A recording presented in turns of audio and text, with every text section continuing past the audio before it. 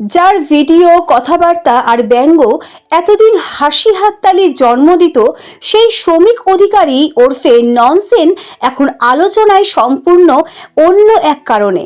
সায়ক চক্রবর্তীর গোমাংস বিতর্কের রেশ কাটতে না কাটতেই নতুন করে সোশ্যাল পাড়াকে নাড়িয়ে দিল এক ভয়াবহ অভিযোগ। প্রেমিকাকে ফ্ল্যাটে আটকে শারীরিক নির্যাতন, যৌন হেনস্থা এবং শেষমেশ ধর্ষণের অভিযোগে গ্রেপ্তার হলেন বাংলার এই পরিচিত ইনফ্লুয়েন্সার। সবচেয়ে শিউরে ওঠার মতো দাবি, এই সমস্ত ঘটনা ঘটেছে শ্রমিকের অভিভাবকরা ফ্ল্যাটে উপস্থিত থাকাকালীনই। তরুণীর বক্তব্য, বারবার অনুরোধ কাকুতি মিনতি করেও কোনো লাভ হয়নি। সারা রাত ধরে চলা অত্যাচারের ফলে মুখ, আঙুল সহ শরীরের একাধিক জায়গায় গুরুতর আঘাতের চিহ্ন তৈরি হয়। সকালে উঠে চোখ পর্যন্ত ঠিক করে খুলতে পারছিলেন না তিনি। তার অভিযোগ, প্রায় 24 ঘন্টা তাকে সেই ফ্ল্যাটেই আটকে রাখা হয়। বিষয়টি প্রকাশ্যে আনলে ভয়াবহ পরিণতির হুমকিও দেওয়া হয়েছিল বলে জানান তিনি।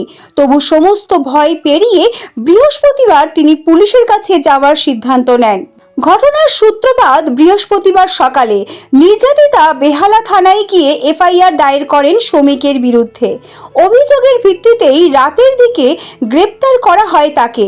প্রথমে যা শারীরিক নির্যাতন ও যৌন হেনস্থার মামলা বলে জানা যাচ্ছিল, পুলিশের জেরায় তাতে যোগ হলো আরও গুরুতর মাত্রা।